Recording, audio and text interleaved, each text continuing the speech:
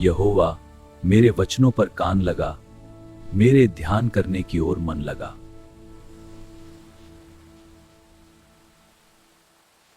हे मेरे राजा, हे मेरे परमेश्वर, मेरी दुहाई पर ध्यान दे, क्योंकि मैं तुझी से प्रार्थना करता हूं। भजन संहिता 5:2।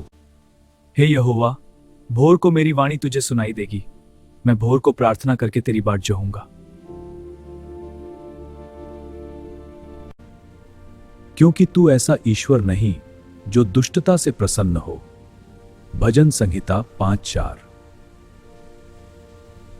घमंडी तेरे सम्मुख खड़े होने न पाएंगे, तुझे सब अनर्थकारियों से घृणा है। तू उनको जो झूठ बोलते हैं नाश करेगा। यहोवा तो हत्यारे और छली मनुष्य से घृणा करता है। परंतु मैं तो तेरी अपार करुणा के कारण तेरे भवन में आऊंगा। मैं तेरा भय मानकर तेरे पवित्र मंदिर की ओर दंडवत करूंगा। भजन संहिता 5:7। हे यहोवा, मेरे शत्रुओं के कारण अपने धर्म के मार्ग में मेरी अगुवाई कर।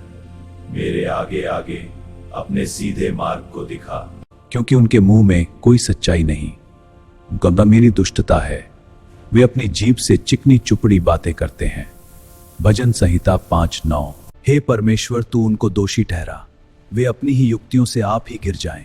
उनको उनके अपराधों की अधिकाई के कारण निकाल बाहर कर, क्योंकि उन्होंने तुझसे बलवा किया है। परंतु जितने तुझ पर भरोसा रखते हैं वे सब आनंद करें। वे सर्वदा ऊंचे स्वर से गाते रहें, क्योंकि तू उनकी रक्षा करता है। और जो तेरे नाम के प्रेमी हैं तुझ में प्रफुल्लित हों, क्योंकि तू धर्मी को आशीष देगा। हे यहोवा, तू उसको अपने अनुग्रह दे।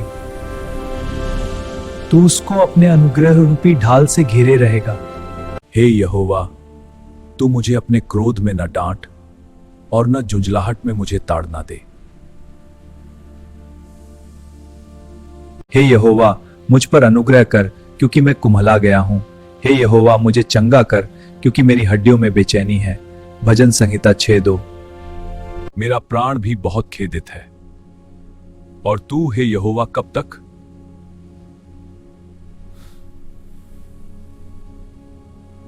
लौट आ, हे यहोवा, और मेरे प्राण बचा। अपनी करुणा के निमित्त मेरा उद्धार कर। भजन संहिता 6:4।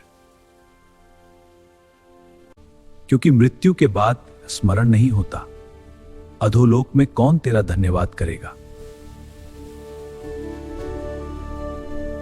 मैं कराते कराते थक गया।